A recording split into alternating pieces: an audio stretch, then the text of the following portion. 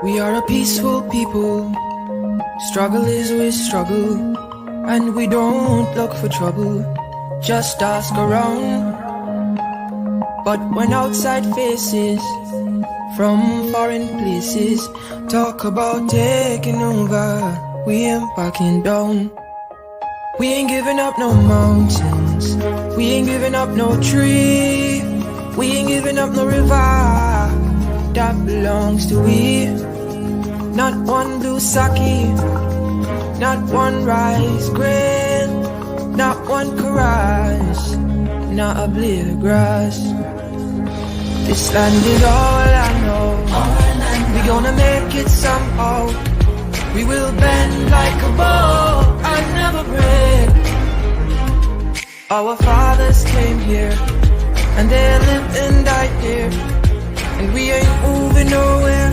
Make no mistake, 'cause we ain't giving up no mountain, we ain't giving up no tree, we ain't giving up no river that belongs to we. Not one blue sake, not one rice grain, not one caress, not a blade of grass.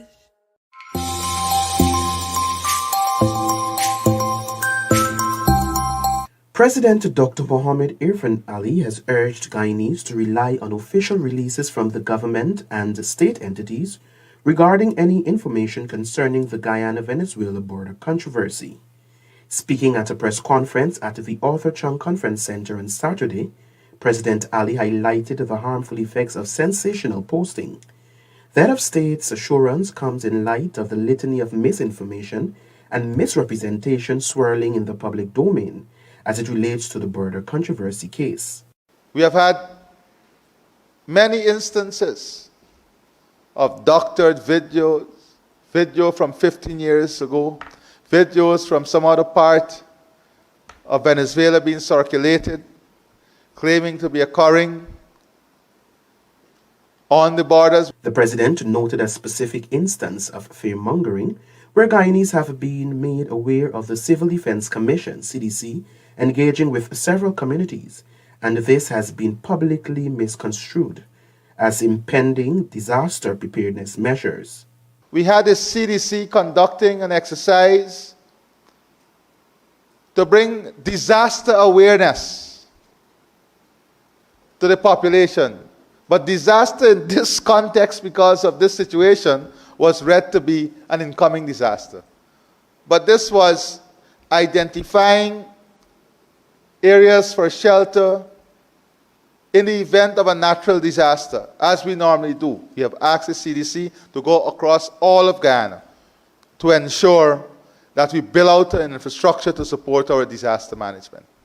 The government's approach to addressing the issue is grounded on a commitment to maintaining a zone of peace and seeking out a lawful and peaceful resolution.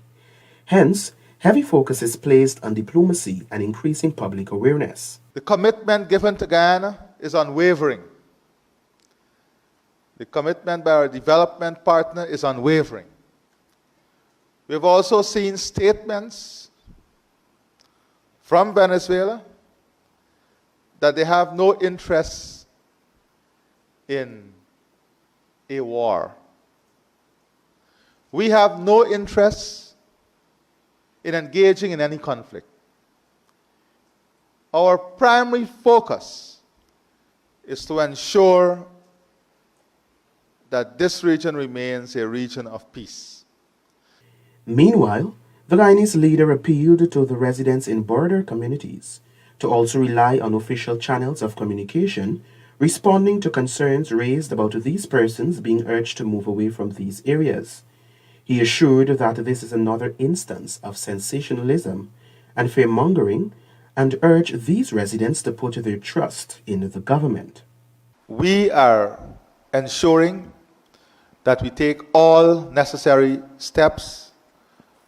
We are taking all actions to ensure that our territorial integrity and sovereignty is protected at all times, even after December 3rd, that we are not taking anything lightly, but we are confident that we will be able to have a situation where our territory is secured and our sovereignty and territorial integrity is intact. In the case currently before the court, Guyana is seeking that the court confirms the legal validity and binding effect of the 1899 arbitral award regarding the boundary between the then British Guyana and Venezuela.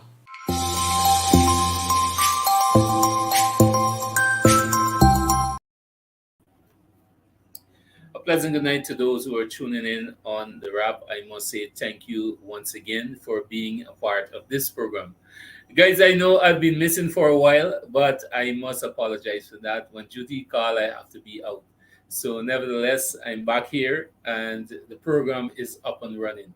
So, before we move forward, the normal thing I would ask you to share the live, bring in someone, bring in a friend, bring in a family, so we can share the information with you. We can discuss, we can wrap as usual. So, first and foremost, I must say thank you for being here once again. Good night to my brother Bart Prasad, Rahul Kadir. Good night to you, my brother, and happy belated birthday to you as well.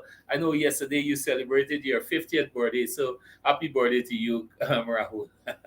Jamila Cohen, good night to you. Thank you for tuning in. And Asma Bakas, my good friend, always here to give some guidance, advice, and also seek advice as well. Pam Singh, a pleasant good night to you, Pam. I know you're up and you're ready to, hear whatever we have to share.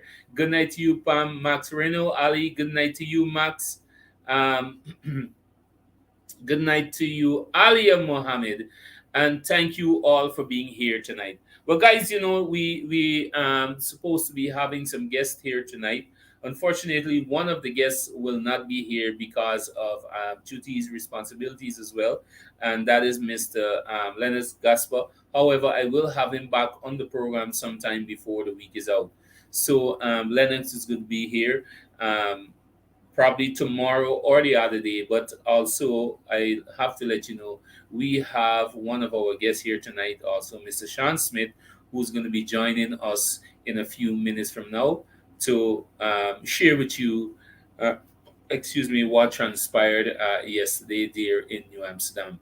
So I guess you guys had a look at that video just now. For some persons who might not would have seen it, we have to ensure that we sensitize our communities and even as much as our very own surrounding, which is our families, because social media it can be used for good purposes, but it also can be used for propaganda. And a lot of people out there are spreading false information.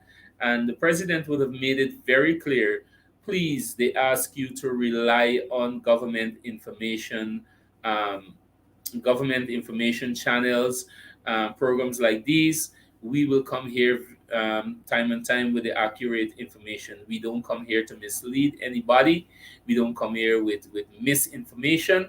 So we are asking our people out there, we're asking the general population to ensure that you follow government channels, follow programs like myself, The Rap, and you have the Honorable Susan Rodriguez.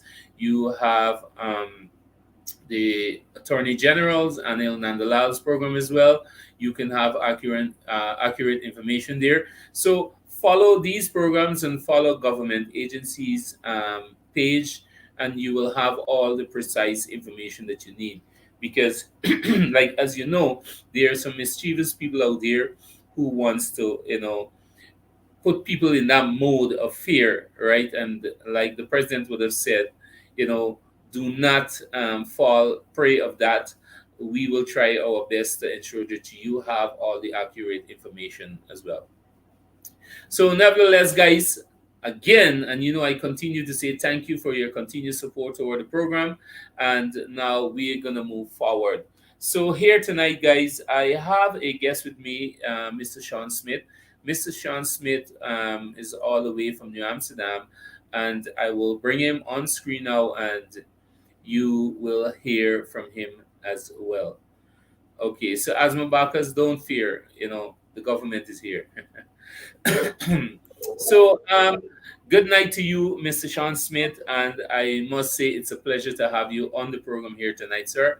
So, could you go ahead and introduce yourself to the general public here? Good night, Mara. Thank you for having me on the program. Okay, Greetings from New Amsterdam. We nice, are a nice. peaceful and hospitable people here. Greetings to you from all of the residents of New Amsterdam. My name is Sean Smith. I'm an elected regional councillor from the slate of the APNU, and I'm also a community development officer, presently working with the Ministry of Local Government within the community of New Amsterdam.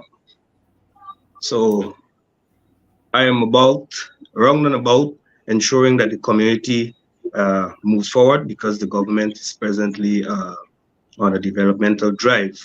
So that's basically what it does. Work for the people and ensure that their development all across our township and generally in the region, straight across the region. Okay, so thank you, sir, and thank you for that information. So, Mr. Smith, let us go into discussions. Let us get straight to the point. Now, yesterday, I had the opportunity, for a matter of fact, it was some persons right here who sent me a video of an incident in New Amsterdam where there was a visiting delegations, call themselves the fact-finding delegations from the U.S. They visited your area. Fortunately, we had the same. I want to believe it was the same team that visited Linden as well, and they were at the Linden Mayors and Town Council. Um, a team from a team from Linden, a team of what is team of fair-minded people in Linden, along with, I guess, some councillors and so on, were there who turned up expecting to have a town hall meeting here in Linden. Unfortunately, it wasn't what the people expected. I'm sorry that Gasp is not here tonight. He should have been here, but some unfortunate um, something pop up for a matter of fact, so he wouldn't be here, so we could have the details. But based on what I heard, is the pieces that I put together is that the team, from my view, should have been a fair-minded team, a level-minded team, a non-biased team who I consider, if you're talking about fact finding, you have to come on the ground to meet with the people. And if we're doing fact finding, you cannot come to meet with one side, whether it is the government side, whether it is the opposition side. If you're going to choose a side as a fact finding team, then therefore I don't see you relevant, and I don't see you to be somebody who come here to be a fair person. I see you as a biased person. That is my view. Based on what Mr. Gasper said as well, and the team as well, um, these persons were here and they spent excuse me, I'm now recovering from a cold. Huh? Yeah, so they spent almost 25 minutes in the office of the mayor and other I think the deputy mayor and other AP and UAFC officials, right? So in my view is that if you're going to come and consider it yourself, you travel all the way from the US and you come here to Ghana to find facts, all right? I don't believe that you should be even on either side. You should not have been caught up in any side where you in a room locked away. Because in my view now, you there, we Guyanese say you're there cooking up, right? You're planning what to say, and they have been fed, right? So I was really hoping the gospel was going to be here because I wanted to get the details, what actually inspired me. But unfortunately, last night, for the matter of fact, yesterday afternoon, when I was sent that video, I saw you there on a press conference, Mr. Smith, and you were explaining some stuff there, which seems to be the same thing that transpired here in Linden. So this seems to be the modus operandi of this fact-finding, so-called fact-finding USA team that came here to Ghana. So what I want to do now, I want to give the floor to you to share with us what actually transpired there in New Amsterdam. So you can go ahead, sir. Yeah, thank you, my brother. Well, generally, the people of New Amsterdam are dissatisfied and are very unhappy in the way the fact-finding mission uh, held their forum. All to be noted is that the leadership of the People's National Congress in Region 6 were well aware as to the coming of the persons into New Amsterdam. It was well organized by them, but the general populace of the township were ignorant of the timings and the day. We knew all along because of the conference that they had in Washington when Mr. Burke announced just after the conference that the fact-finding team would be coming to Guyana. And then we also saw Mr. Benchcup interviewing, I think, the leader of that team while they were about to board the aircraft to Guyana. So we knew that they were coming to Guyana. And a lot of persons in New Amsterdam were anticipating the opportunity to express their views. And so when they came, they actually came secretly because the township was uninformed. The leadership of the municipality, the leadership of the PNC in the region, they were aware because nobody within the Regional Democratic Council, none of the regional councillors of the Regional Democratic Council were invited, were aware that the US visiting delegation would be in the region and would be in New Amsterdam. That's basically it. But to add, when the delegation arrived, the delegation was taken into the chambers, not in the town hall, into the chambers where the municipality normally keeps its statutory meeting, which is a very small space, and it cannot really house, it doesn't have the capacity to house the general public. So chairs were that were laid out there that don't normally be there, so we know that they were prepared. They knew that the people were coming.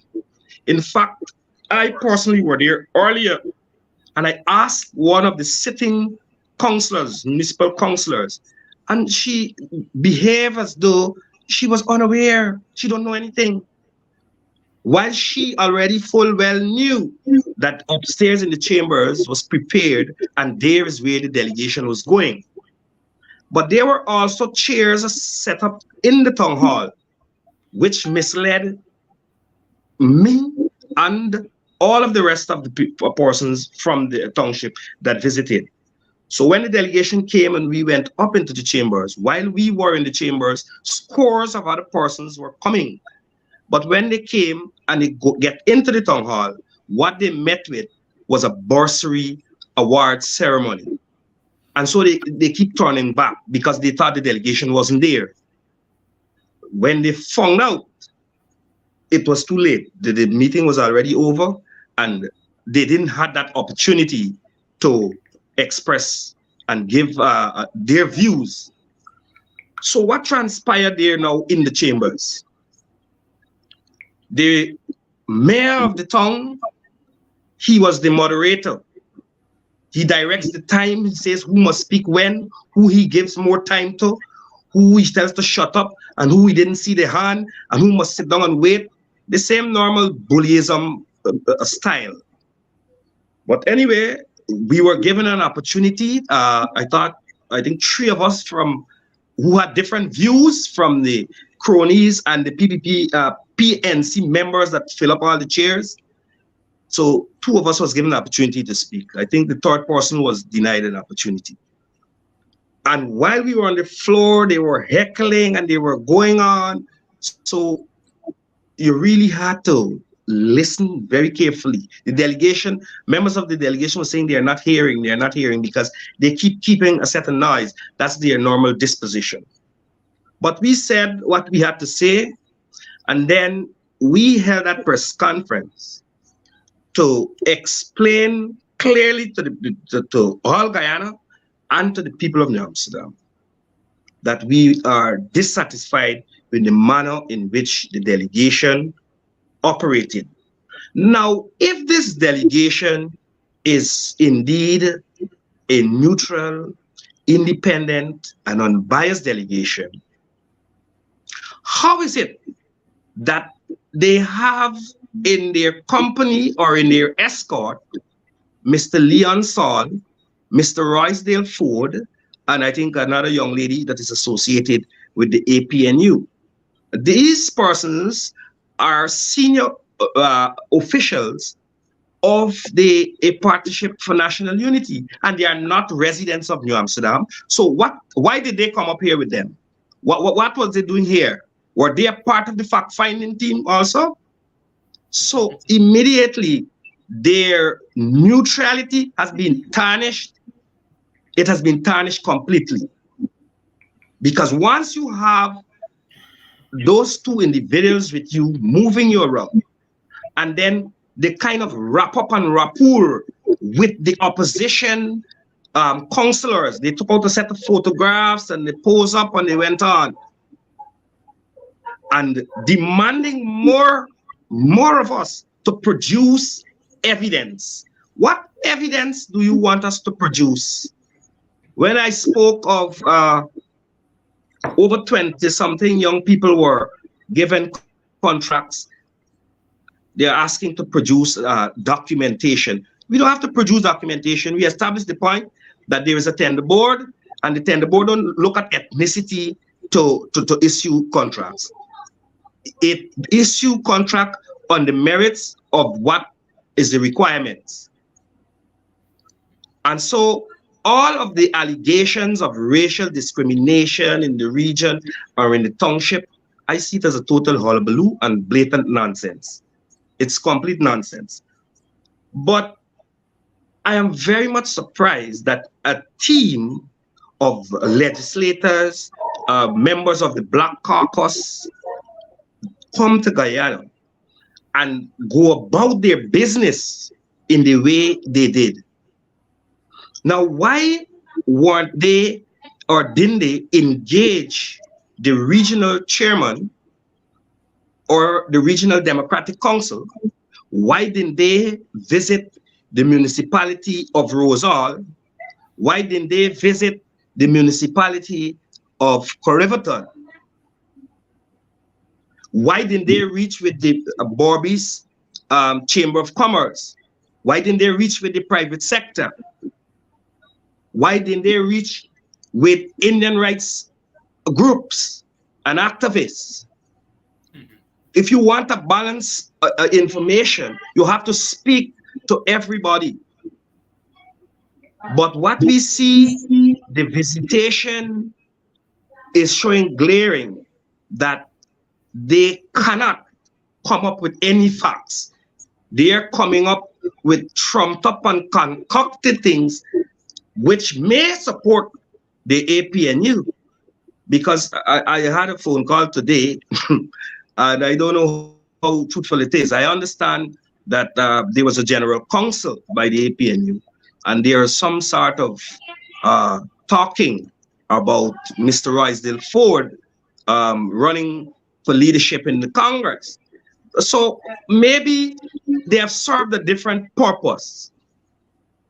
They may have served a different purpose, because to serve the purpose of fact-finding, that's a dead end. It's a total dead end, because you can't find facts by the manner in which they did it. And apart from New Amsterdam, I was paying attention to the other visits too, just as you said, you were paying attention to ours here. And I saw after Linden press conference, Mr. Lincoln Lewis calling black persons, Afro-Guyanese, who cross over to the PPP, house slaves.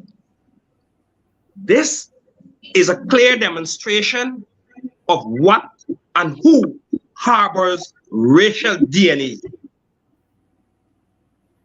Exactly. Darkness cannot drive out darkness, only light can do it. And the words that came out of Mr. Lincoln Lewis' mouth, I have lost all the respect I had for him as a trade unionist and as a leader in society. You cannot call people house slave because they have had an opportunity to deal, work with a political organization. They find out for themselves who that political organization is, what are their motives, their programs, their policies, and their principles. And because you do not agree with it and you step away and you decide to join the next political party, you suddenly be termed as a house slave. But if I sit there blindly with blind loyalty and allow myself or any other persons to allow themselves to be suppressed, it's all well and good. And these are the people who are talking about liberation. They got to liberate their minds first before they can liberate anybody. They have to liberate their personal mind, the mental slavery. They have to emancipate themselves from mental slavery. And in order to emancipate yourself from mental slavery, your mind have to be pure. If you're preaching race hate, you're seeing race hate is a reflection of what is in you. We're supposed to see human beings. We're supposed to see Guyanese on the basis of nationality. We're supposed to see one another as brothers, each other's keeper. So the whole idea of racism and racial discrimination, it is a nasty road for any leader to want to go down in this country. And I do not support it. Under no circumstances, I do not support racism. No time at all. Whether I was in the APNU, whether I was in the AFC, whether in the PPP, I do not support racism under no circumstances. Because I know how nasty it is. Exactly. Mr. Smith, if I can just comment a bit here, I am trying to put some pieces together, right? And I would really want you to see it to me and the public here, because for a matter of fact, the way you speak and the way you address certain things here, you now give me the confidence, right? You build some form of confidence in me. Although it don't bother me, right? It doesn't bother me the way the things that people will say about me or how they see me. And I'm speaking specifically to the APNU, and like we have a troll here, Jackie Alves, right? These are the people that is segregating the people itself, right? Now, I also worked and served under the coalition government. And you and I know, right, the challenges that both the Afro-Guyanese, and for the matter of fact, I must say all Guyanese, right? We know the challenges that the people faced. We know that the people suffered under the coalition government. And when you speak specifically about Afro-Guyanese, right, I can tell you, even here in my tongue, where I live, which is in Linden, Region 10 generally, is predominantly Afro-Guyanese. And the Region 10 itself suffered by the hands of the coalition in terms of development and victimization. And the most of the people that suffered under the coalition in Linden is Afro-Guyanese. But yet these people, like Vincent Alexander, and the same, what's his name you called here just now, the trade unionist, Lincoln Lewis. These people continues to operate and continue to portray an attitude as though they have a legal document, a lease, or a title to a specific race in Guyana, which is the Afro-Guyanese, but yet you treat them as if, for a matter of fact, you can safely say that under the coalition government, they have technically returned slavery. Because I've seen the way they treat Afro-Guyanese here in Guyana, their own people of their kind. And now to see that these people now come out to claim Afro-Guyanese, but at the same time you discriminating persons who have a freedom of choice, which is constitutional according to our Constitution of Guyana. That's right. You understand? I have a freedom of choice. I can associate with whoever I want because that is my constitutional rights. You understand? And now because an Afro-Guyanese decided, said, look, I am going to support the People's Progressive Party civic government. Is either you're a soup drinker, you're a house slave, and all these things, you're opportunist. Yes, everybody's an opportunist because you know why? People look for opportunity for betterment in life. And I could tell you, people are seeing that under this government.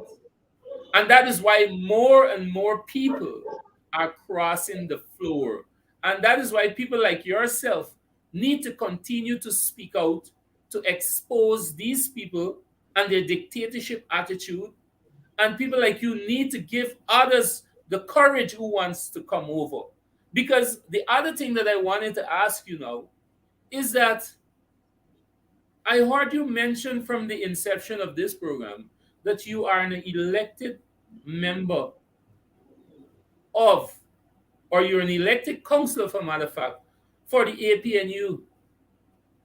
But when I listen to you here, you speak in all fairness. And if every councillor on the APNU side can do and can throw out the belly that you got here tonight to speak out against the wrong things, then we are moving to a road of positiveness in Guyana.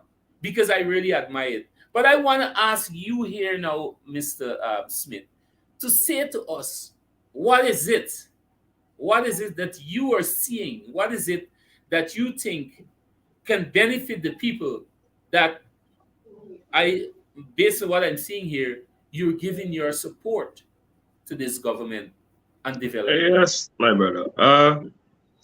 Well, generally, I have been monitoring the programs and the way in which the APNU were treating their supporters right through the term. I was monitoring it. I have a number of letters that I can bring forward to show as a community development officer then that I wrote to the head of the community development officers specifying specific programs, social programs, programs that can lift people, develop village economy, and develop persons economically. None of them have came to fruition. None. There was one which they imposed upon us, which was to form a co-op, and they are going to build some pig pen and give you some pig and feed, and that was the end. When they dumped it, it finished with you.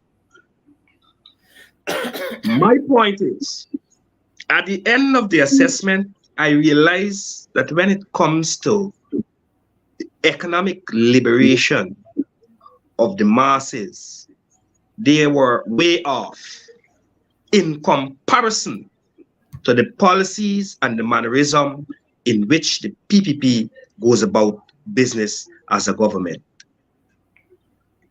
I did not leave then, but I have already seen that very clearly in the back of my mind, that when it comes to the economic liberation of the people, they are way off. And one of the things that make me sum up on that, I was on a visit to Barocaro with the then president, and the people asked for a loan. I never forget this until my coffin board knocked. The president told the people of Barcaro that he's far more in love with Sharon Lone than John Grant. You understand what that meant? He's not in the mode of giving grants out to anybody to aid them economically. Maybe you can get a loan. Immediately there and then, I see a bleaky future with that sort of mindset. And if you look on the opposite side, the PPP always goes into the community, and if they recognize that people have needs, they will give out grants to aid the poor and lift them out of the poverty. There are some who indeed take the money and do their own thing. They don't put it to its rightful use. But the greater good is in the act of concern for your citizens. So I noticed all of these negatives and I relaxed.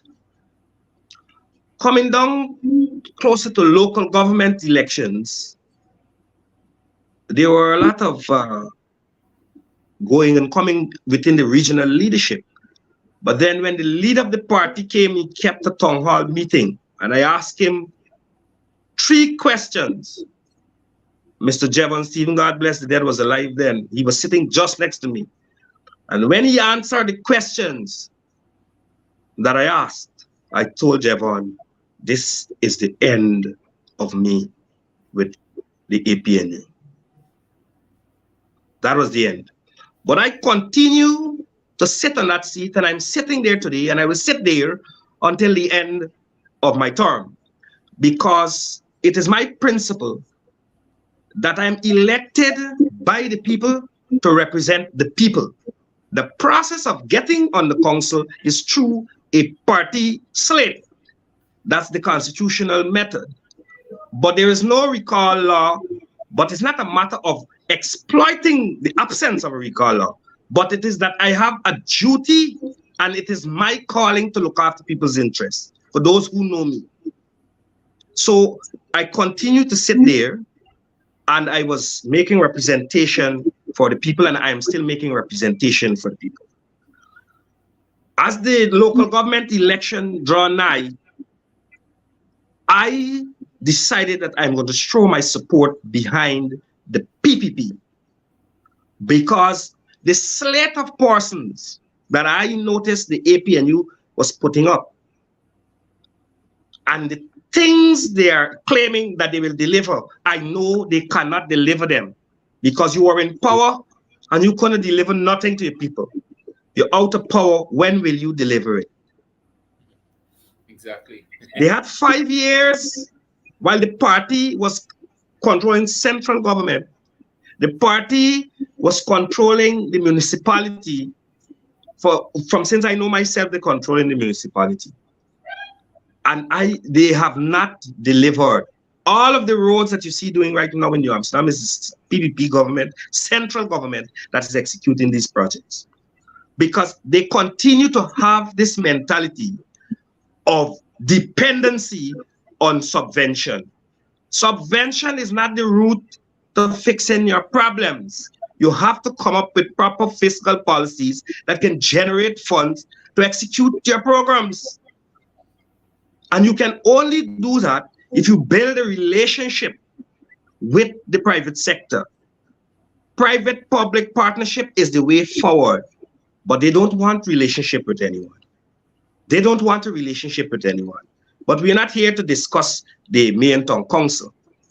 I want to focus on my personal reason for leaving the APNU, or to withdraw my support from the APNU, because it becomes a dead end. Everything appears repressive. Everything appears oppressive. When you share views of how development can come to the floor, they're being thrown aside, particularly in the region here. They have a regional chair, but I don't know if he's the incarnation of Hitler, or I don't know.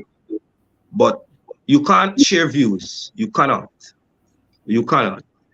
So I have decided to support the People's Progressive Party, and I am not in no mood of regret. I am very, very happy I made that decision because the amount of progress that we have made under the PPP in New Amsterdam is a love.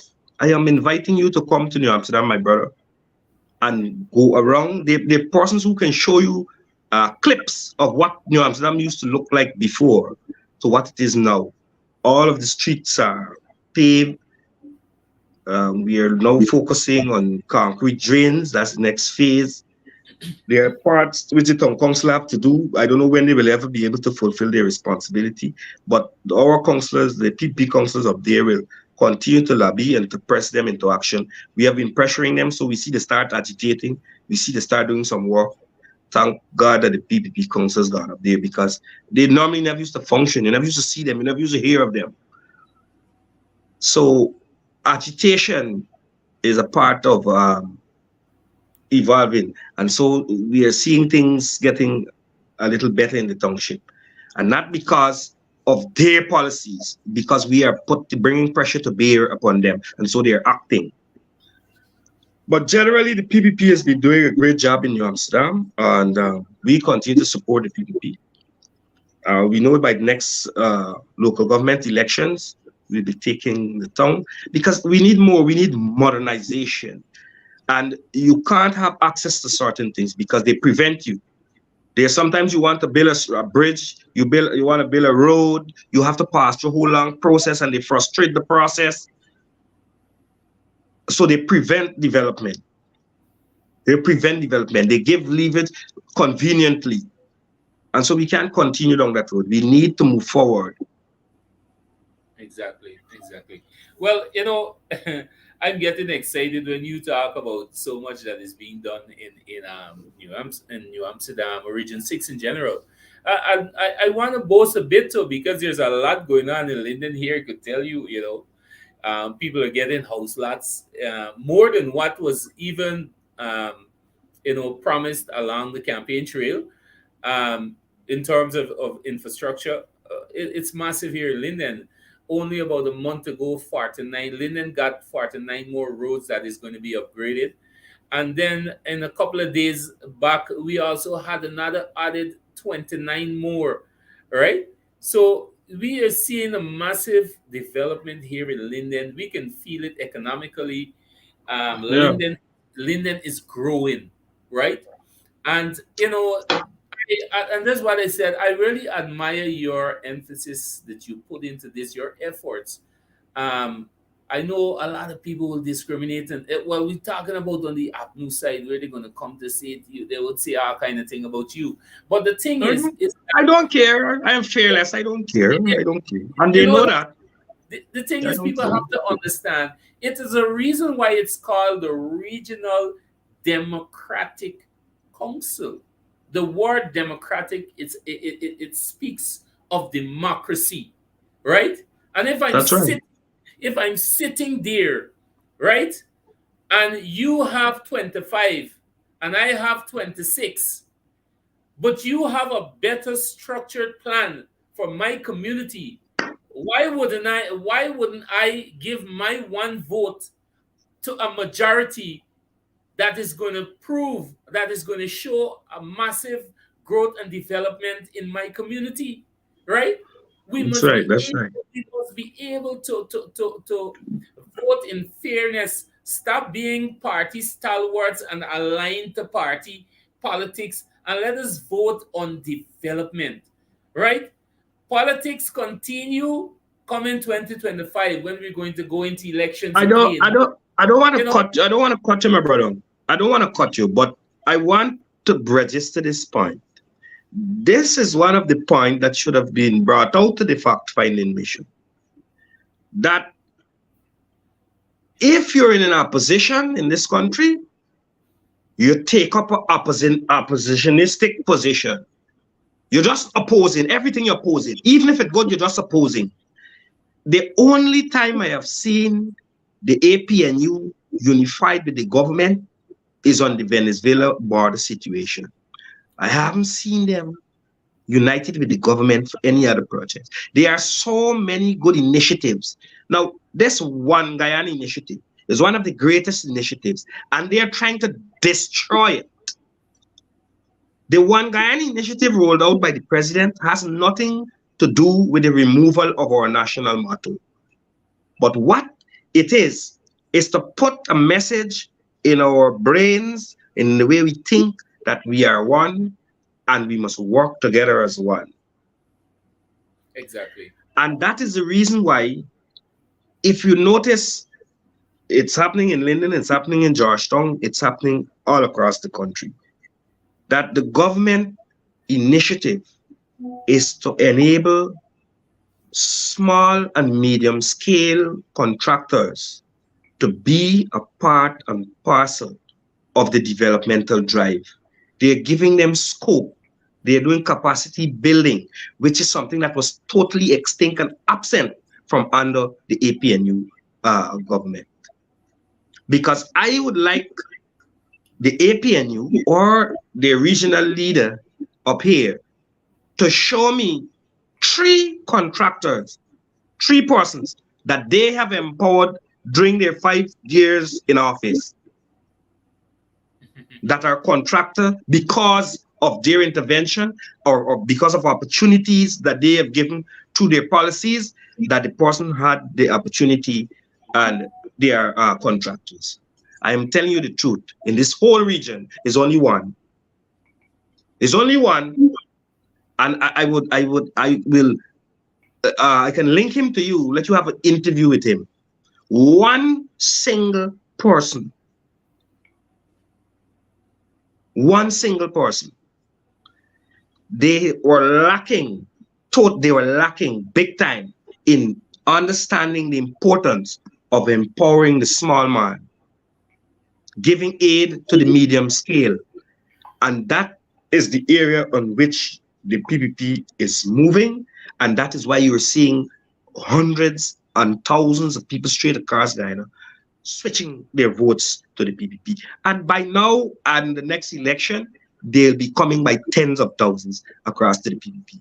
Because I see lately there was a drive in Georgetown where they're giving help to persons to assist them in renovation of their homes. And these initiatives are the initiatives which the common and small man needs. And so all these programs are rolled out so that everybody, every sector, every race, wherever class, wherever category you fall in, you can benefit from something. You're a part of the movement of development. But we have persons who want to eat half of the pie and just throws a couple crumbs on the ground. And because they're not getting the opportunity to do that, they're finding all sorts of things. They're pulling things out of mid-air and concocting all sorts of evil slogans about racial discrimination and political discrimination. They need to look in their camps first and fix yourself. Purify your mind first.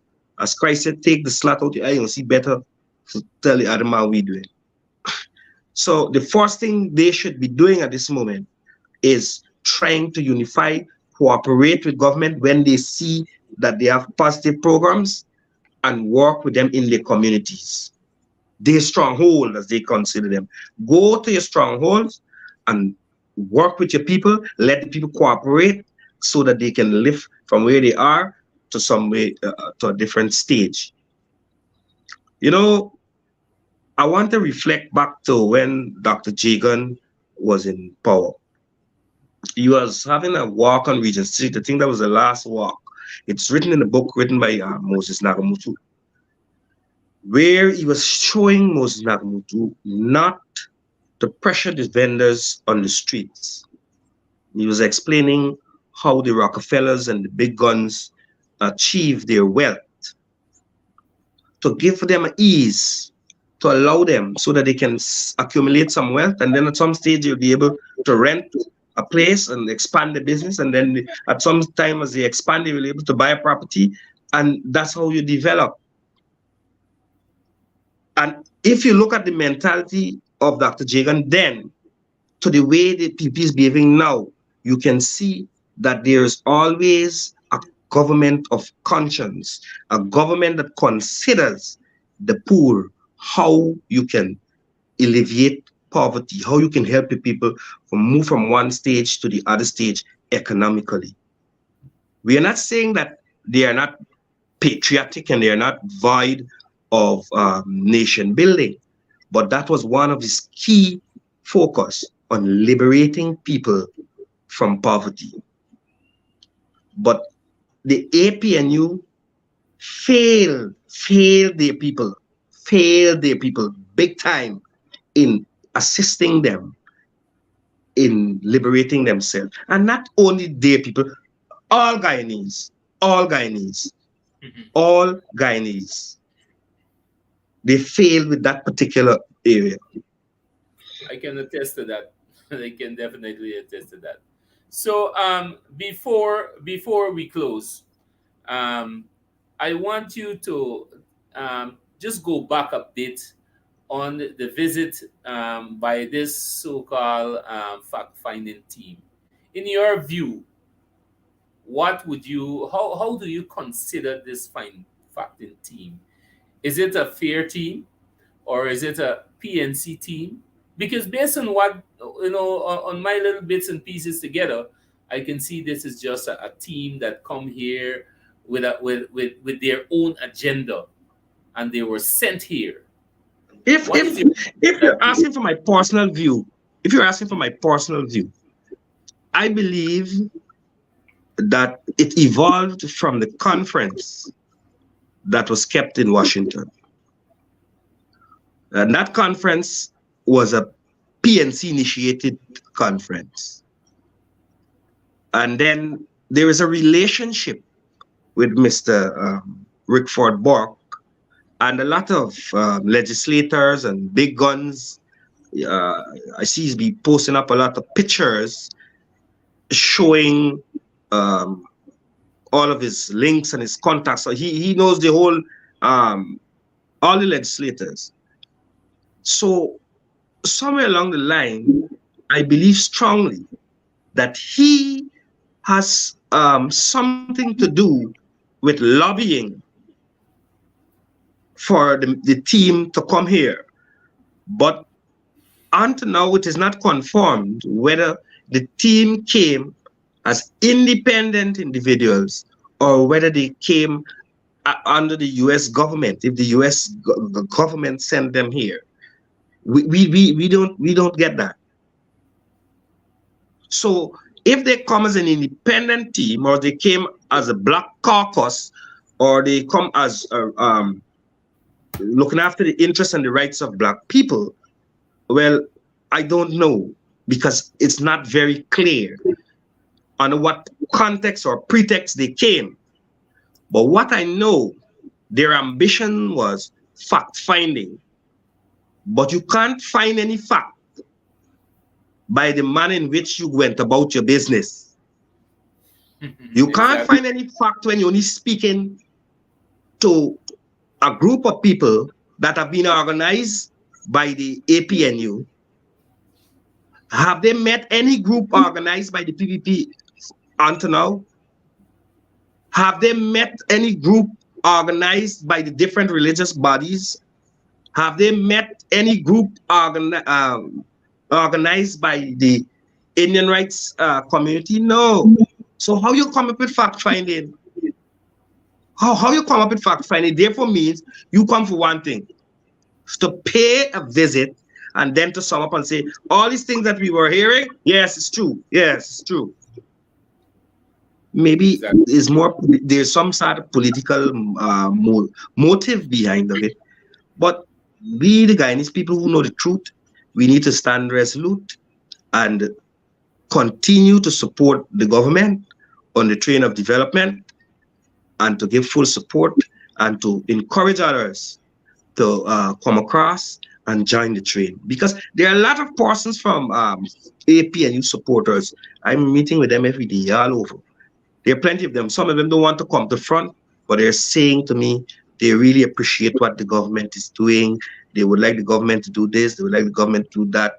They really appreciate it. And most of them are young people. And so we have to work with them and let them understand what is it to enjoy this glory you're enjoying here now? Because you wouldn't like it to change back to repression and oppression. So they have to able to value what they're getting. It's an opportunity to be cherished and to come on board and to make it even better. So I don't see the fact-finding mission as no fact-finding mission because I know they can't find no fact by the manner in which they went about their business. To me, that is total nonsense. And what they will sum up with is concoctions that does not reflect the truth of the Guyanese people. You know, I would ask you to do me a favor. The last press conference of the founder leader of the People's National Congress, LFS Bonham, when he was the president, his last press conference, go to YouTube and see if you can find that press conference. A journalist was asking him about external interference when it was concerning elections. But when it's election, any matter about Guyana, but it's external interference. People were coming here to seek into his business in the affairs of Guyana. And you know what the LFS said to them? We run Guyana. Can we send a delegation to America to ask them about Black Lives Matter and who gonna down who and about their problems? We are not a evolving republic. We are an independent cooperative republic of Guyana. We run Guyana. We can solve our problem by ourselves. That was his response. But suddenly today, the party that he founded, all of the people in this party is running to these same people to aid them in concocting some dirty, nasty lies about racial discrimination, when it is their laziness and incompetence to go in their constituencies and aid their people. That is the problem. They need to get in their constituency and aid their people, preparing them and positioning them to exploit opportunities that are coming to them. They should have done that since they were in power. It's not too late. They can go now. Because the government wouldn't discriminate them once they're prepared and they have the prerequisites for the job or for the tendering or for whatever. They need to go on the ground and work. That's the major problem. Exactly. Well, I was going to ask you to give some form of encouragement, or what would you leave with us? But I guess you said it even before I asked, and I support you in that. And again, I want to say, on behalf of my viewers here and on behalf of all Guyanese, I want to say thank you for what you would have shared here tonight. I want to say thank you on behalf of those persons who are contemplating, who are considering crossing the floor, coming over to join the train of development, to join the train of a new Guyana, to join the train of a one Guyana.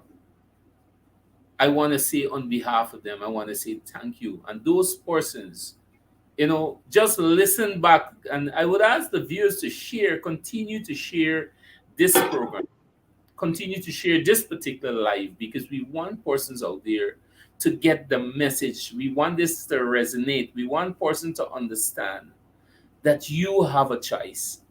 And this has nothing to do with race, religion, or political affiliation. This has to do with your future that are at stake. And now you have a government that is for the interests of all Guyanese, despite your religion, despite your political affiliation, despite your ethnic group. This government is working for the interests of all Guyanese.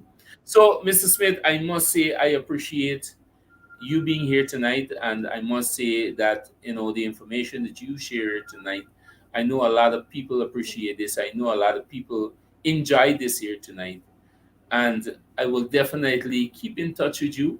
And I can guarantee you, I definitely will pay a visit to your area sometime soon. Sure, sure, sure. I'm traveling.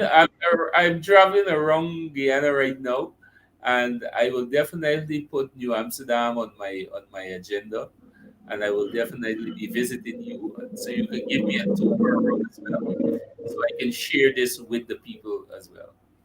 That's So right. again, I want to say thank you for being here tonight, sir. And any closing remarks before you go? No, I'm just saying, let's unite as a people and give the government the support because we need to be even more united now because of the border controversy. So one Guyana must live up to its true meaning, and that can only happen when we as a people unite because it's the only way for us to go forward.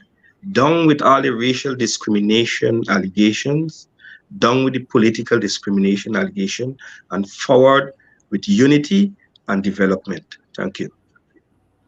Okay, sir. And you do have a blessed night, and I'm sending greetings from my family to yours and to New Amsterdam as well. Same to you. Greetings to the people of Linden from New Amsterdam. Thank you, sir. Yes. So, guys, that was Mr. Sean Smith, and I must say that all Guyanese should be thinking, and especially those who are contemplating and coming over, you should be thinking in the same manner of Mr. Smith. Mr. Smith is an elected councillor for the afternoon, but he choose not to follow persons who are what to say they are haters to development. So, guys, I must say tonight, this was very informative. I'm sorry that Mr. Gaspar wasn't here, but definitely I will have Gaspar back. I will have Gaspar sometime during the course of the week. Again, I'm not too balanced yet in terms of the timings because I know I don't want my program to be caught up with other programs. We have the minister's program during the course of the week. I'm still considering whether during the day or the night, which time. But I will come on randomly. I will share an update with you. I will inform you at least a couple of hours before so you can be prepared for the program. But until I got myself sorted out, I will definitely keep you guys posted. So once again, I want to say thank you guys for being here tonight. And I always before I leave the program, I always have something to leave with you. So do have a blessed night, and I will see you back very soon. Bye, and a blessed night to you and your family. Change your life for the better. Become a lovely person. Share what you have. Soften. Watch the way you talk to people. Don't break hearts. Don't abuse. Don't be vulgar. Who on earth do you think you are to swear all those swear words? The F word is no longer a swear word. They use it to greet. I promise you. I've heard it. I heard young people say, how the F are you? I mean, where did that come from? Why? It is being used wholesale. Are you a believer? Do you believe in the Almighty? Respect yourself. Just don't use the word. That's it. You don't need to. You don't need to follow the trends that are dirty. Follow the clean trends. You can make a difference. Use clean words, good words. How are you, my brother? Imagine in Islam we are taught when you're greeting, use the most powerful prayer to say your greeting. What is it? Assalamu alaikum. It means, may the peace of the Almighty be upon you. Assalamu alaikum wa rahmatullahi wa barakatuh. May the peace and blessings and mercy of the Almighty be upon you, my brother, my sister. Wow. Imagine that's the way to greet someone. Peace. Peace. I'm not going to harm you. Not only me not harming you, but I want you to be safe. I want you to be blessed. I want the mercy of the Almighty to be showered upon you. That was just saying hi. Which one do you prefer?